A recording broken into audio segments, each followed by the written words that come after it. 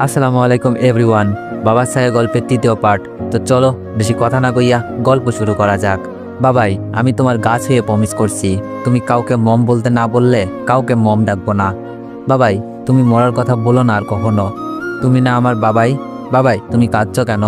রাইসা আমার চোখের পানি মুছে দিচ্ছে আর হেক্সি দিয়ে কাঁদছে। রাইসা বলল, বাবাই আমাকে একটু বুকে নিবে? তোমার বুকে যেতে খুব ইচ্ছে করছে। আমি ফ্লোরে হাঁটু গেড়ে বসে রাইসাকে বুকের সাথে জড়িয়ে নিলাম। রাইসা বলল, বাবাই আমরা কি এখান থেকে চলে যাব? আমি বললাম, মামনি, আমরা এখান থেকে চলে যাব। তুমি তোমার কাপড় চোপড় বই খাতা ব্যাগে নাও। রাইসা বলল, আচ্ছা বাবাই, আমি কি আন্টির সাথে কথা বলতে পারি? আমি বললাম, আচ্ছা যাও। রাইসা ম্যাডামের রুমে দুইবার নক করতেই দরজা খুলে দেয়। কথা বলল, বন্ধু তুমি আমাকে আন্টি রাখছো কেন? রাইসা বলল, সরি আন্টি, এখনকার বন্ধুত্ব সমানে সমানে হয়। বাবা বলেছে আমরা তো গরিব, আমাদের বন্ধু হচ্ছে আল্লাহ। আল্লাহ নাকি আমাদের খুব ভালোবাসে, তাই ভালোবাসার পরীক্ষা নিচ্ছে। আন্টি আমরা চলে যাচ্ছি, আমাদেরকে ক্ষমা করে দিয়েন, আমার বাবাকে ক্ষমা করে দিয়েন। বাবাই কাঁদলে না আন্টি, আমার খুব কষ্ট হয়। জানেন আন্টি, সেদিন বিয়ে বাড়িতে নিজের মমি মেয়ে বলে স্বীকৃতি দেয়নি, আর আপনি তো বন্ধু। আচ্ছা আসি, আপনাদের অনেক কষ্ট দিয়েছি, ক্ষমা করে দিয়েন। আর হ্যাঁ, নিজের কেয়ার নিয়েন। রাইসা কথাগুলো বলে যখন রুম থেকে বের হচ্ছে তখন কথা বলে ওঠে, বন্ধু দাঁড়াও। রাইসা আর পিছন ফিরে তাকায়নি, পেছনে তাকানোর কোনো অধিকার নেই, সেটা ছোট্ট মেয়েটাও বুঝতে পারছে। রাইসা বলল, বাবাই চলো। রাইসাকে নিয়ে বাসা থেকে বের হয়ে নতুন একটা বাসায় উঠি। কথার মনটা আজ কেমন যেন করছে, মনে হচ্ছে আপন কেউ চলে গিয়েছে। বারবার রাইসার মুখটা ভেসে উঠছে, কেন এমন লাগছে কথা ভাবতে পারছে না। এমন সময় দরজায় কে জানি বারবার নক করছে। কথা গিয়ে দরজা খুলে দিতেই দেখে দরজার বাইরে সাথী দাঁড়িয়ে আছে। কথা বলল, কিরে দোষ, কিছু না বলে? সাথী বলল, জবাবদিহি করবি না ভিতরে আসতে বলবি? কথা বলল, আরে না, ভিতরে আস। কেমন আছিস বল? সাথী বলল, ভালো। আঙ্কেল কোথায় গিয়েছে? কথা বলল, অফিসে মিটিং আছে নাকি, সেখানে গেল। তুই কি কাউকে খুঁজতে আসিস দোষ? আরে না, কিন্তু তোদের বাসায় যে একটা ছোট্ট মেয়ে থাকতো, দেখতে খুব মায়াবী, মেয়েটা কোথায়? সাথীর মুখে রাইসার কথা শুনে কথার মনটা হঠাৎ খারাপ হয়ে গেল। সাথী বলল, কি হলো বলছিস না কেন? কথা বলল, তারা সকালে চলে গিয়েছে। চলে গিয়েছে মানে? বাসা থেকে চলে গিয়েছে। কোথায় গিয়েছে বলতে পারবি? কথা কথা বলল, বলে যায়নি। সাথী বলল, ও আচ্ছা দোস্ত, আমার তাড়া আছে, আজ আমি আসি। কথা বলল, কি হলো হঠাৎ করে আসলি, হঠাৎ করে চলে যাচ্ছিস, চাটা খেয়ে যা। সাথী বলল, অন্যদিন, আজকে নয়। সাথী হনহনিয়ে বাসা থেকে বের হয়ে পড়ল। সাথীর ব্যবহার কেমন যেন লাগছে। এমন সময় কথা দেখলো তার ফোনে পরিচিত সেই নাম্বার। ফোনটা রিসিভ করতেই ওপাশ থেকে মিষ্টি কণ্ঠে বলে উঠল, আমার জান পাখিটা কেমন আছে? আমি আমার জান পাখিটাকে বড্ড বেশি মিস করছি। কথা বলল, তোমাকে ছাড়া ভালো থাকি কি করে? আচ্ছা নিলয়, তুমি কি বিয়ের পরও এভাবে প্রতি ঘন্টায় ফোন করে আমার কেয়ার নিবে? নিলয় বলল, কেয়ার যে আমাকে নিতেই হবে, তুমি যে আমার ভালোবাসা। জানো তোমাকে নিয়ে কত স্বপ্নের বীজ বুনেছি, আর সেই স্বপ্ন পূরণ হবে আর মাত্র কয়েকদিন পর। আই লাভ ইউ জান পাখি, আই লাভ ইউ টু। আচ্ছা এখন রাখি, ওকে। কথা ফোন রেখে মনে মনে ভাবছে সে ঠিকই করেছে, কারণ ছোট লোকটা নিলয় সম্পর্কে এত বাজে বাজে কথা বলার সাহস কিভাবে হয়। যাই হোক, এখন একটু ঘুমিয়ে নিই। রাইসা বলল, আচ্ছা বাবাই, আল্লাহ কি আমাদের সত্যি পরীক্ষা করছেন? আমি বললাম, হ্যাঁ মামুনি। আল্লাহকে বলো তো, বাবাই যেন তোমাকে কষ্ট না দেয়। জানো বাবাই, তোমাকে কেউ মারলে আমি ব্যথা পাই। আমি বললাম, আরে পাগলি মেয়ে, আমরা গরিব তো, এজন্য বড় লোকেরা আমাদের মানুষ ভাবে না, তাই মারে। আচ্ছা খাবি চল। রাইসা বলল, বাবা আমি ডিম ভাজি দিয়ে খাবো। আমি বললাম, আচ্ছা মা ওয়েট কর, ভেজে নিয়ে আসছি। আমি ডিম ভাজি করার সময় অসাবধানতাবশত গরম তেলে হাত এসে পড়ে, সাথে সাথে শরীরের চামড়া ঝলসে যায়। ডিম ভাজি করে নিয়ে এসে রাইসাকে খাইয়ে দিতে যাই, তখনই রাইসা হাতে ফুসকা দেখে ফেলে। রাইসা বলল, বাবাই তোমার হাতে কি হয়েছে? আমি বললাম, কিছু না মামুনি। রাইসা বলল, বাবাই তুমি যদি না বলো তাহলে খাবো না। আমি বললাম, আচ্ছা বলছি। ডিম ভাজতে গিয়ে তেলের ছিটা লাগছে। রাইসা বলল, দেখি খাবারের প্লেটটা। কেন মামুনি? বলছি দাও। আচ্ছা নাও। রাইসা প্লেটটা হাতে নিয়ে আমার মুখে খাবার তুলে দিচ্ছে। রাইসার খাবার তুলে দেওয়া দেখে মার কথা মনে পড়ে যায়। খাওয়া শেষ হলে পরের দিন রাইসাকে নিয়ে স্কুলে যাচ্ছি। এমন সময় একটা ব্ল্যাক কালারের গাড়ি সামনে এসে দাঁড়ায়। গাড়ি দাঁড় করানো দেখে অনেকটা বিস্মিত হলাম। হঠাৎ গাড়ি থেকে একটা মেয়ে বের হয়ে আমাদের দিকে আসছে, মুখটা অনেকটা পরিচিত লাগছে। মেয়েটা সামনে এসে বলল, আপনারা স্কুলে যাচ্ছেন? চলেন আপনাদের লিফট দিই। রাইসা বলল, আমরা হেঁটে যেতে পারবো। আর আপনি কে? মেয়েটা বলল, জানি হেঁটে যেতে পারবা, তবুও চলো। আর আমি তোমার কথা আন্টির ফ্রেন্ড। হাই মিস্টার রাজ। রাইসা বলল, আন্টি হাই না বলে সালাম দিন। মেয়েটা বলল, আচ্ছা আসসালামু আলাইকুম। আমি বললাম, ওয়ালাইকুম আসসালাম। আপু আমরা আসি, স্কুলে লেট হয়ে যাচ্ছে।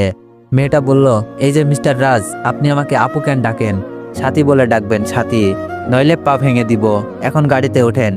এক প্রকার জোর করেই গাড়িতে উঠিয়ে নিল। স্কুলের সামনে এসে বলল, আমরা কি বন্ধু হতে পারি? আমি কিছু না বলে গাড়ি থেকে নেমে পড়লাম। সাথী অবাক হয়ে তাকিয়ে আছে। আজ সাথীর নিজের কাছেই নিজেকে কুৎসিত লাগছে। আসলে কি সে কি দেখতে খুবই খারাপ, যার জন্য বন্ধুত্ব করা যায় না? দুপুরে যখন রাইসাকে নিয়ে রিক্সা করে বাসায় ফিরছিলাম, এমন সময় রাইসা বলল, বাবাই চলো না, আজকে আইসক্রিম খাবো। আমি বললাম, আচ্ছা, সামনে একটা রেস্টুরেন্ট আছে, সেখানে, কেমন? রাইসা বলল, তবে শর্ত আছে। আমি বললাম, কি শর্ত মামুনি? রাইসা বলল, টাকা আমি দিব, কারণ আমি যে তোমার মা। আমি বললাম, তাই বুঝি? আমার মাটা টাকা কই পেল? রাইসা বলল, টিফিনের টাকা জমিয়েছি তোমায় নিয়ে খাবো বলে। রাইসার কথাতে চোখের পানি আর ধরে রাখতে পারছিলাম না। চোখের পানি মুখে রাইসার কপালে চুমু এঁকে দিলাম। সামনের রেস্টুরেন্টে নেমে গিয়ে আইসক্রিম আর রাইসার কুল কফি অর্ডার করলাম। রাইসাকে খাইয়ে দিচ্ছে আইসক্রিম। হঠাৎ বুঝতে পারলাম রাইসা কাঁদছে, কারণ রাইসার চোখ থেকে পানি পড়ছে। আমি বললাম, আমার মাটা কাঁদে কেন? রাইসা বলল, বাবাই ওইদিকে দেখো। আমি তাকিয়ে দেখি রিয়া সাহেবকে খাইয়ে দিচ্ছে। দুইজন দুইজনের হাতে হাত রেখে সুখের মুহূর্ত পার করছে। হঠাৎ হারিয়ে গেলাম অতীতে। এমন একটা দিন ছিল না রিয়াকে তুলে খাইয়ে দিতাম না। হঠাৎ রিয়ার চোখ পড়লো আমাদের দিকে। রাইসা রিয়ার দিকে এক দৃষ্টিতে তাকিয়ে রয়েছে আর নীরবে চোখের পানি ফেলছে। রিয়া খাবার শেষ করেই সাহেবকে কি যেন বলে দুইজনই উঠে পড়ল। আমাদের পাশ কাটিয়ে যাওয়ার আগে সাহেব চৌধুরী বলল, ছোট লোকদের জ্বালায় রেস্টুরেন্টে এসেও খাওয়া যাবে না রিয়া, চলো এখানে আর নয়। রিয়া বলল, সত্যি বলেছ। রাইসা বলল, বাবাই আমরা কি সত্যিই ছোট লোক? রাইসার প্রশ্নের কোনো উত্তর আমার কাছে নেই। রেস্টুরেন্ট থেকে বের হয়ে সোজা বাসায় এসে পড়লাম। রাতে এশার নামাজ পড়ে দুহাত তুলে পরম করুণাময় আল্লাহ তাআলার কাছে বললাম, হে আল্লাহ, আমি যে আর পারছি না, মেয়ের দিকে তাকাতে পারি না। এই দিকে এই অবস্থায় কেউ চাকরিও দিচ্ছে না। কথা ম্যাডামরা করোনা করে যে চাকরিটা দিয়েছে সেটাও চলে গেল। ও আল্লাহ, তুমি একটা পথ তৈরি করে দাও না। পৃথিবীর সবাই ফিরিয়ে দিলেও তুমি তো তোমার বান্দাকে খালি হাতে ফিরিয়ে দিতে পারো না। মোনাজাত শেষ করে যখন রুমে আসছি তখনই দেখি ফোনটা বাজে। ফোনটা তুলতেই উপাস থেকে কথা ম্যাডামের বাবা করুণ চৌধুরী বলল, রাজ আমি চাই তুমি অফিসে কাল থেকে জয়েন করো। আর হ্যাঁ, কথার কোনো কথাই কষ্ট পেও না। আর তোমাকে চাকরি শুধু ফিরিয়ে দিচ্ছি আমার মেয়ের জীবন বাঁচানোর জন্য। আচ্ছা, কাল থেকে অফিসে এসো। আর কথাকে বলে দিচ্ছি। পরের দিন রাইসাকে স্কুলে দিয়ে যখনই অফিসে যাই তখনই অফিসের পিয়ন বলল, ম্যাডাম আপনাকে তার রুমে যেতে বলেছে। আমি বললাম, আচ্ছা তুমি যাও, আমি যাচ্ছি। ম্যাডামের রুমে গিয়ে নক করতেই ভিতরে যেতে বলল। কথা ম্যাডাম বলল, হ্যালো মিস্টার রাজ, ঠিকঠাক অফিসের কাজ করবেন। আর হ্যাঁ, বাবার জন্য আপনাকে চাকরি দিতে বাধ্য হলাম। সো এমন কিছু করবেন না যে আপনাকে অপমান করে বের করে দিতে হয়। আর হ্যাঁ, আপনার মেয়ের মা বানানোর মতো কোনো স্বপ্ন দেখে থাকলে ভুলে যাবেন। আর আমার আর নিলয়ের বিষয়ে কখনো কোনোদিন যদি কারোর সামনে বা আমার সামনে খারাপ কিছু বলেন তাহলে জুতো পিটা করব। আমি বললাম, ম্যাডাম আর হবে না। আর রাইসা ছেলে মানুষের জন্য ক্ষমা চাচ্ছি। অমন ভুল আর জীবনও হবে না। ম্যাডাম বলল, আচ্ছা এবার আসেন। আমি আমার রুমে গিয়ে ফিরে আকাশের দিকে মাথা তুলে বললাম, হে আল্লাহ, আর কত কথা শোনাবেন। দিনগুলো হাসি কান্না মিলিয়ে ভালোই চলছিল। প্রতিদিনের মতো রাইসাকে স্কুলে দিয়ে রিক্সা করে অফিসে আসার সময় রিক্সা ভাঙায় পড়ে উল্টে যায়। অনেকটা ব্যথা পাই, বিশেষ করে ভাঙা পাই, আবারও ব্যথা লাগে। পা অনেকটুকু খলচে যায়। পা ব্যান্ডেজ করে অফিসে যেতে দেখি 11টা বেজে গেছে। অফিসে গিয়ে বসতেই ম্যাডাম ডেকে পাঠাই। ম্যাডামের অনুমতি নিয়ে যখনই রুমে যাই খানিকটা চমকে যাই, কারণ আমার দেখা আজ প্রথম ম্যাডাম শাড়ি পরেছে। কালো পাড়ের নীল রঙের তাঁতের শাড়িতে ম্যাডামকে অপরূপ লাগছে। ম্যাডাম বলল, কি হলো রাজ, তাকিয়ে আছেন কেন? আর কয়টা বাজে দেখছেন? আমি বললাম, জি ম্যাডাম 11টা। ম্যাডাম বলল, আপনার অফিস কয়টায়? আমি বললাম 9:45 ম্যাডাম। ম্যাডাম আমার গালে চড় বসিয়ে দিয়ে বলল, লজ্জা করে না লেট করে অফিসে আসতে? এখানে আপনাকে বেতন দিতে হয়। এরপর কোনোদিন যদি লেট করে আসেন ঘাড় ধাক্কা দিয়ে বের করে দিব। এখন আসতে পারেন। ম্যাডামের রুম থেকে বের হয়ে আমার কেবিনে এসে বসলাম। কথা শাড়ি পরেছে, শাড়ির সাথে ম্যাচিং করে টিপ, সাথে চোখের বুড়ো জোড়ায় ঘন করে কাজল দিয়েছে। কথা মনে মনে স্থির করে নাই আজ নিলয়কে সারপ্রাইজ দিবে। সামনে শুক্রবারে বিয়ে। বিয়ের আগে যেন বউ সাজে কথাকে দেখে চমকে যায়। যেই ভাবা সেই কাজ। কথা গাড়ি করে নিলয়ের অফিসে চলে যায়। অফিসে গিয়ে সরাসরি নিলয়ের রুমে যখনই ঢুকবে তখনই দেখতে পাই দরজাটা হালকা খোলা, ভিতর থেকে আওয়াজ আসছে, নিলয় তুমি তো জানো আমি প্রেগনেন্ট, আমার গর্ভে তোমার সন্তান বড় হচ্ছে, তুমি আমাকে রেখে অন্য আরেকটা মেয়েকে বিয়ে করতে যাচ্ছ। নিলয় বলল, আরে আনিশা সুইটহার্ট আমার, আমি তো তোমাকে বিয়ে করেছি, তুমি চাও না আমরা অনেক টাকার মালিক হই, সেই জন্য করিম চৌধুরীর মেয়েকে প্রেমের জালে ফাঁসিয়ে বিয়ে করে সব সম্পত্তি আমাদের নামে করে নিব, তারপর ডিভোর্স দিয়ে দিব, আর তোমাকে নিয়ে সংসার করব বেবি। আর এজন্য কথাকে ছুঁয়েও পর্যন্ত দেখিনি, যেন বুঝতে না পারে ওকে অনেক লাভ করি। সত্যি বাবু, ইউ আর গ্রেট। এই কথা বলে তানিশা নিলয়কে জড়িয়ে ধরে। মুহূর্তের মাঝেই কথার চোখ দুটি ঝাপসা হয়ে আসে। যে নিলয়কে এতটা ভালোবাসতো আর সে নিলয় অন্য একটা মেয়ের বুকে, নিলয় এতটা খারাপ জানা ছিল না। পায়ের নিচের মাটি সরে যাচ্ছে, বারবার রাজের কথাগুলো কানে ভেসে আসছে, ম্যাডাম নিলয় ছেলেটার চরিত্র ভালো না। সত্যি সেদিন কথাগুলো বিশ্বাস না করে অনেক বড় ভুল করতে যাচ্ছিলাম। রাজ কি আমাকে ক্ষমা করবে? না, এখানে আর এক মুহূর্ত নয়। অফিস থেকে বের হয়ে সোজা বাড়ির দিকে রওনা দিল কথা। আজ আর অফিসে যেতে মন চাচ্ছে না, তাই অফিসে ফোন করে বলে দিল আজ আর অফিসে যাব না। বাসায় এসে কথার বাবা কার সাথে যেন ফোনে কথা বলছে। কথা কিছু না বলে দোতলায় চলে গেল। বুকের ভেতরটা কেমন যেন খাকা করছে, খুব করে কান্না পারছে কথার। হঠাৎ কে যেন বলল, বন্ধু আমি তোমাকে মম ডাকি। রুমের দিকে চেয়ে দেখে কেউ নেই। মুহূর্তের মাঝেই রাইসার মায়াবী মুখটা ভেসে ওঠে। ফোনের গ্যালারি ঘেটে দেখলো রাইসার 3টা পিক। কি সুন্দর চাহনি। আমি কেমন করে ছোট্ট মেয়েটা সেদিন মারলাম। না, আমার সাথে যা হয়েছে ভালোই হয়েছে। হঠাৎ কথার ফোনটা বেজে উঠল। ফোনের দিকে চেয়ে দেখে নিলয় ফোন করেছে। অনিচ্ছা থাকা সত্ত্বেও ফোনটা ধরলাম। হ্যালো বেবি, তুমি কেমন আছো? তোমাকে না বড্ড মিস করছি। জানো আজ তোমার জন্য একটা শাড়ি কিনেছি, তুমি না নীল শাড়ি পছন্দ করো? নিলয় বলছে, আজকে সকালে ফোন দেয়নি বলে রাজকুমারী বুঝি রাগ করেছে? আচ্ছা আমি কান ধরছি, কেমন? মহারানী, এমন ভুল আর হবে না। আচ্ছা এই অদম তোমার হাতের স্পর্শ পেতে চাই। কি হলো বেবি, কথা বলছো না কেন? আমি কিন্তু এখন লাঞ্চ করিনি। কথা চরিত্রহীনটার কথা আর শুনতে ইচ্ছা করছিল না। ফোনটা কেটে দিয়ে নাম্বারটা ব্লকে রেখে দিলাম। চোখের পানি গড়িয়ে পড়ছে, বুক ফেটে কান্না আসছে, বালিশে মুখ লুকিয়ে কাঁদছি। এমন সময় বাবা দরজায় নক করে বলল, মা আসবো? চোখের পানি মুছে বললাম, হ্যাঁ বাবা আসো। বাবা রুমে এসেই বলল, মামুনি দেখো তো তোমার বিয়ের কার্ডগুলো কেমন হয়েছে। আর শোনো, তোমার বন্ধু বান্ধব কেউ যদি বাদ পড়ে তুই ইনভাইট করে দিস। আমি কিছু বলছি না, চোখ দিয়ে পানি পড়বে ভাব। আব্বু বলল, মামুনি একটা কথা বলি। মাথা নাড়িয়ে হ্যাঁ সূচক জবাব দিলাম। মামুনি তুই কিছু মনে না করলে রাজ আর তার মেয়েকে ইনভাইট করতে চাই, তুই রাগ করবি না তো? সত্যি বলতে রাজ ছেলেটাকে দেখলে আমি কেমন যেন হয়ে যাই, আর ছোট্ট মেয়েটার খুনসুটিগুলো খুব ভালো লাগে। মামুনি তাহলে একটা কার্ড তাদেরকেও দিব। আমি আর থাকতে পারলাম না, বাবাকে জড়িয়ে ধরে কান্না করে দিলাম। বাবা বলল, কি হলো মা, কাঁদছিস কেন? বাবা আমি এই বিয়েটা করব না, তুমি যেভাবেই হোক বিয়েটা ভেঙে দাও। কি বলছিস এসব? বিয়ের কার্ড ছাপা হয়ে গেছে, আজ বাদে কাল বিয়ে, এই মুহূর্তে বিয়ে কেমনে ভাঙবো? আর তোরা দুইজনকে পছন্দ করে বিয়ের মত দিয়েছিস। আমি কিছু শুনতে চাই না, আমি শুধু জানি আমি বিয়েটা করব না বাবা। আমি মরে যাব, তাও এই চরিত্রহীন নিলয়কে বিয়ে করব না। কি করেছে নিলয়? এই যে দেখো বাবা, মোবাইলে তোলা ভিডিও দেখিয়ে দিলাম। বাবা কিছু বলল না, বুকে জড়িয়ে নিল আমায়। বাবা বলল, কি হলো মা, বাবার বুকে কাঁদছিস? তোর বিয়ে ওই রকম লম্পট ছেলের সাথে হবে না, এবার হ্যাপি তো? ও বাবা, ইউ আর গ্রেট বাবা। আমি রাতে ফ্রেশে ঈশান নামাজ পড়ে আল্লাহর কাছে শুকরিয়া আদায় করে ঘুমিয়ে পড়লাম। পরের দিন সকালে বাবা জানালো বিয়ে ভেঙে দিয়েছে। বাবাকে জড়িয়ে ধরে বললাম, ও বাবা তুমি সত্যি অনেক ভালো। বাবা বলল, তাই বুঝি? তাই। সকালবেলা ঘুম ভেঙে দেখি রায়সা নেই। বুকের ভেতরটা স্যাঁত করে উঠল, কারণ প্রতিদিন সকালে ঘুম ভাঙতেই রায়সাকে বুকে খুঁজে পাই, কিন্তু আজ নেই। তাড়াহুড়ো করে রুম থেকে বের হয়ে বাথরুমে দেখলাম সেখানেও নেই।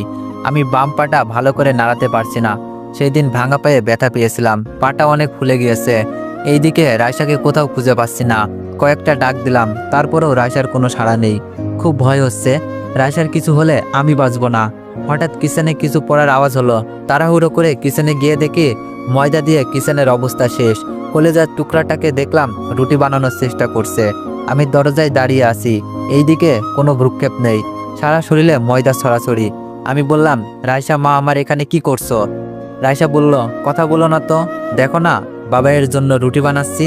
আমি রান্নাঘরে ঢুকেই রায়সাকে থাপ্পড় মারলাম। রায়সা বলল, বাবাই তুমি আমাকে মারলে? আমি বললাম, আমাকে না বলে তোকে কিচেনে কি আসতে বলেছে?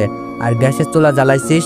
যদি কোনো দুর্ঘটনা হয়ে যেত, শরীরের কি অবস্থা করেছিস? রাইসা গালে হাত দিয়ে অভিমানের সুরে বলল, হোক দুর্ঘটনা, তুমি জানো না তোমার কষ্ট আমি সহ্য করতে পারি না। তুমি কাল ব্যথা পেয়েছো, আমি দেখেছি, তুমি হাঁটতে পারোনি ঠিক মতো।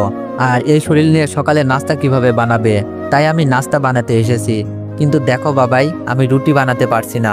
আমি বললাম, তোকে কিচেনে আসতে বলেছি, আর যদি তোর কিছু হয়ে যেত তাহলে আমি মরেই যেতাম। তুই যে আমার কলিজার টুকরা, বেঁচে থাকার শেষ সম্বল। রাইসা বলল, সরি বাবাই, আর এমন হবে না। তুমি মরার কথা বলো না প্লিজ বাবা। এই যে আমি কান ধরলাম, এবার বুকে নিবা না বাবাই? রাইসাকে বুকে জড়িয়ে নিলাম। যেই গালে থাপ্পড় দিয়েছিলাম সেখানে একটা চুমু দিয়ে বললাম, মারে তোকে থাপ্পড় দিয়েছি, তুই অনেক কষ্ট পেয়েছিস তাই না? রাইসা আমার গালে চুমু দিয়ে বলল, না বাবাই, তুমি না আমার বাবাই, তুমি কষ্ট পেলে আমি কষ্ট পাই। আমি বললাম, আচ্ছা তুমি হোমওয়ার্ক রেডি করো, আমি নাস্তা বানাই। রাইসা বলল, আচ্ছা বাবাই। সকালে নাস্তা শেষ করে রাইসাকে স্কুলে দিয়ে যখনই অফিসে যাচ্ছিলাম, হোটেল নিউ মার্কেট জ্যামে আটকে যাই। জ্যামের মাঝে অটোতে বসে আছি আর ঘড়ির দিকে তাকাচ্ছি। আপা, বকুল ফুলের মালা একটা নেন না? যা তো, বিরক্ত করিস না। আপা, আজ সারাদিন ফুল বিক্রি হয়নি। আপা, 20 টাকা লাগবে না, 10 টাকা দিয়েন। আমার ছোট ভাইটাকে নিয়ে পাউরুটি কিনে খাবো। দেখ তো ওর পিতা কেমন লাগে।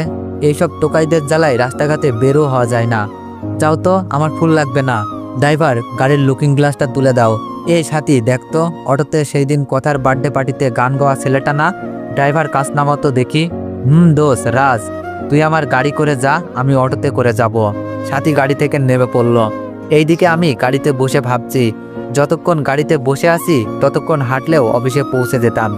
স্থির করলাম হেঁটেই চলে যাব অফিসে, 5 মিনিটের রাস্তা। তাই অটোওয়ালাকে ভাড়া দিয়ে নেমে পড়লাম। সাথী অর্পিতাকে ফোন দিয়ে বলল, দোস্ত আমার নার্ভাস লাগছে। অর্পিতা বলল, তোর নার্ভাস লাগছে? কথাটা হাস্যকর মনে হচ্ছে। শোন, তোর গায়ককে বল নিরিবিলি পরিবেশে তার গান শুনতে চাস।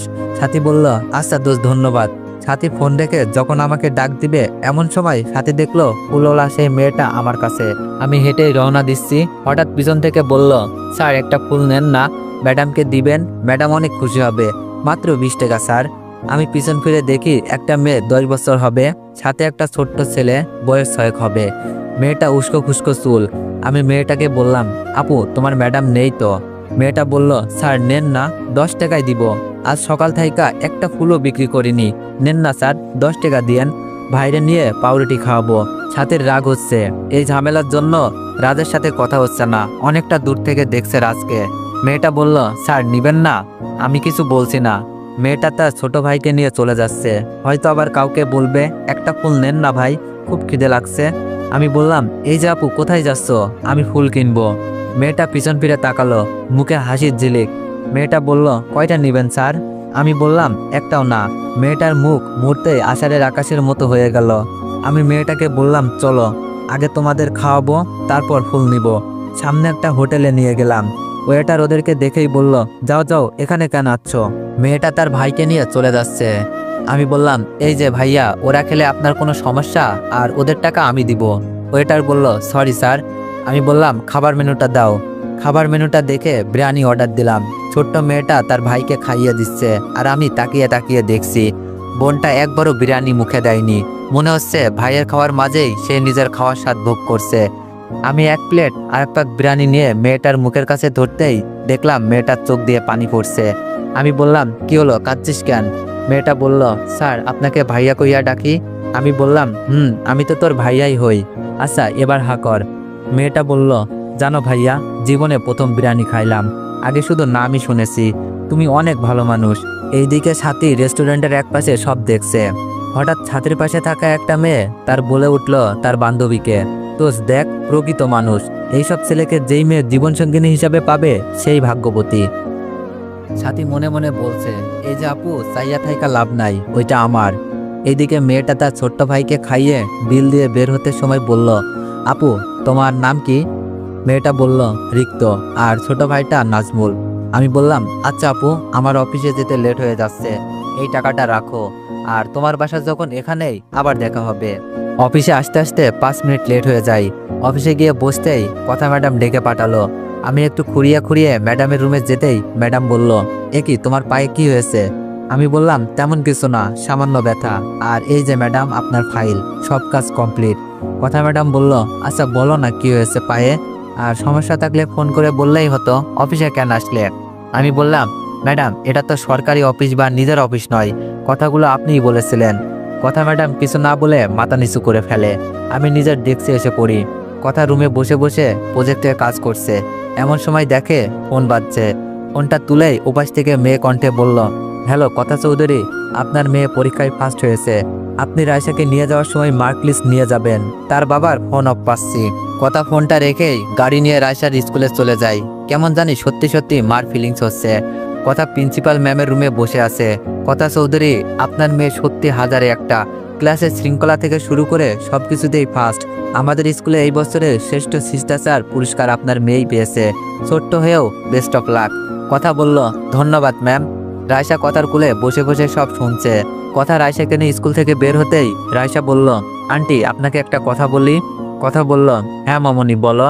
রায়সা বলল, আপনি কোনোদিন আর স্কুলে আসবেন না। আর হ্যাঁ, ম্যামকে বলে দিবেন আপনি আমার মম নন। গরিবের করুণা করেছিলেন। স্কুলে ম্যামকে বললে আপনি লজ্জা পেতেন, তাই বলিনি। কথা রায়সাকে অফিসে নিয়ে নামিয়ে দেয়। কথা তার রুমে গিয়ে দেখে সাথী বসে আছে। কথা বলল, কিরে দোস্ত এখানে বসে আছিস কেন?